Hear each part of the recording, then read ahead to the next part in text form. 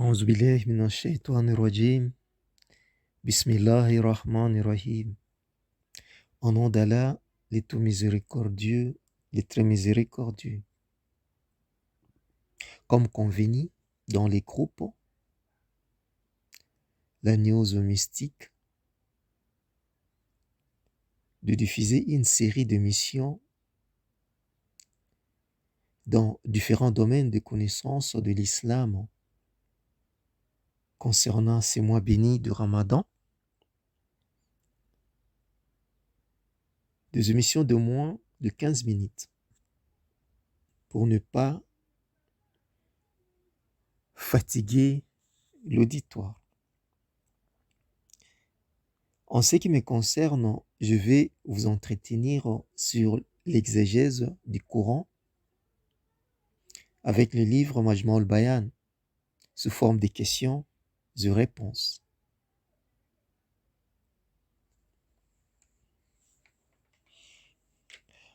Vous avez tous attendu que le Coran fût descendu au mois de Ramadan, et plus précisément dans la nuit de destin.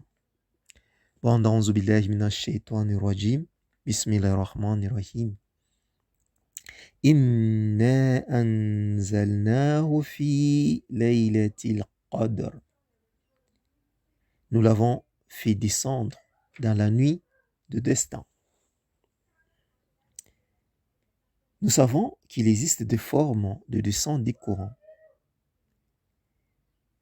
Une descente dite nuzul daf'in ou descente globale, laquelle s'est effectuée pendant la nuit du destin. Et ensuite, une autre dite nuzul tadriji ou descente graduelle, laquelle se fait dans différentes circonstances tout au long de la mission prophétique.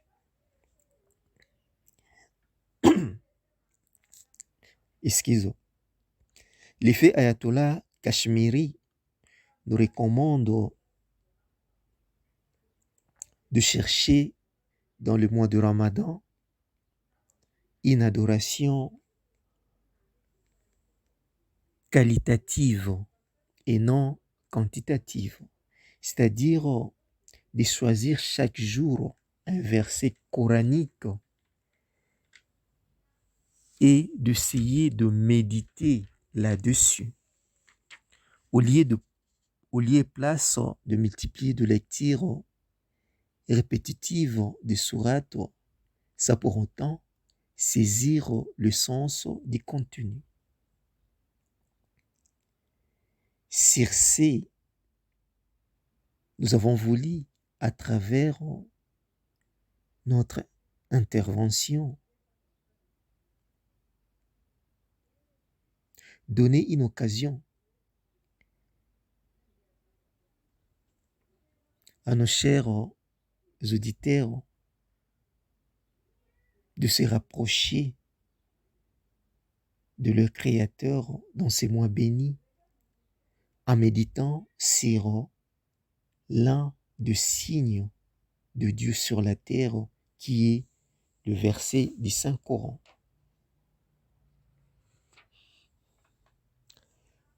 Toutes mes esquisses pour la voix, c'est comme si j'ai attrapé la grippe. Mais je crois qu'il n'en est pas le cas. C'est juste les effets de changement de saison. Aussi, j'aimerais m'excuser pour la préférence de la langue française à l'Ingala, qui est la langue locale. C'est juste pour plus d'audience. Nous avons voulu élargir notre auditoire puisqu'il y a d'autres frères francophones, surtout ceux de l'Afrique de l'Ouest, qui sollicitent auprès de nous quelques points de vue exégétiques concernant certains versets coraniques. Comme nous n'avons pas pu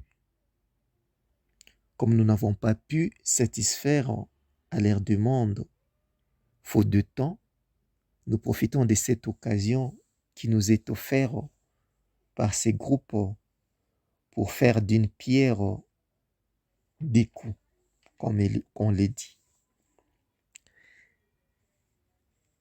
Néanmoins, revenons à nos moutons. Notre thème, c'est Tafsir Majma'ul Bayan en forme de questions et réponses. Et le sujet d'aujourd'hui, c'est Ibahatu Tayyibat, la permission dans la consommation des licites. Nous n'allons pas entrer dans le vif du sujet, sans pour autant présenter les livres à question et son auteur. Tafsir Majma'ul Bayan est l'œuvre de l'éminent savant chiite Abu Ali Fadl bin Hassan ibn al-Fazl Tabarasi. C'est un savant du 6e siècle de l'Hégire linéaire. Et les livres en soi est le plus important des exégèses du Saint-Coran. Il est l'objet d'éloges des savants chiites, tout comme des savants sunnites. C'est une forme d'exégèse dite littéraire ou tafsir adabi.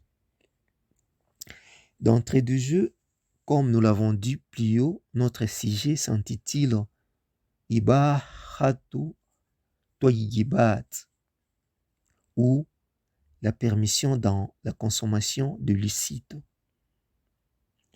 En jurisprudence islamique, nous avons ce qu'on appelle les 5 règles établies, à savoir Wujub, l'obligation, Urumat, l'illicite, Istihbab, les recommandés, Karahat, le détestable, et enfin Ibaha, le permis. Donc, on qualifie un acte de Ibaha ou permis lorsque sa pratique ou son abstinence n'apporte pas à l'auteur une récompense ou un châtiment quelconque. Dans notre question du jour que nous avons tirée du verset 170 ou 172 de la sourate La Vache, A'udhu billahi minash shaitanir rajim, Bismillahir rahmanir rahim. Ya ayyuhalladhina amanu kulu min tayyibati ma razaqnakum. Sadaqallahul aliyyul azim. Ô les croyants, mangez des nourritures licites que nous vous avons attribuées. L'expression kulu ou manger revêt-il le sens de ibaha, permis, ou celui d'une obligation, wujub, considérant les caractères impératifs de la phrase? Réponse. Apparemment, c'est un impératif. Cependant, l'intention exprimée est les ibaha ou la permission, puisque la consommation de tout ce qui résulte de l'appétit ou du penchant de l'homme ne peut découler d'une imposition dogmatique ou d'une obligation quelconque. Un ordre ou une obligation n'est intimé ou imposé à quelqu'un que dans la mesure où il est susceptible d'être obéi. Cependant, sur le plan juridique, cette expression est reconnue comme étant un ordre ou une obligation dans des conditions. La première, que l'homme consomme les licites. La seconde, qu'il ne mange qu'en cas de besoin, afin qu'il ne subisse un quelconque préjudice.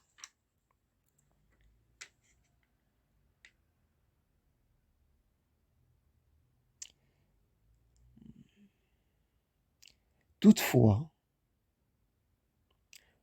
on doit savoir que ces exceptions relevées ou ces conditions imposées peuvent au moins se produire dans certaines circonstances, lesquelles ne représentent qu'une particularité du sens du verset, pendant que ces derniers revêtent un caractère général. والصلاة والسلام على أشرف أنبياء وعلى آله طيبين الطاهرين اللهم صل على محمد وآل محمد وعجل فرجهم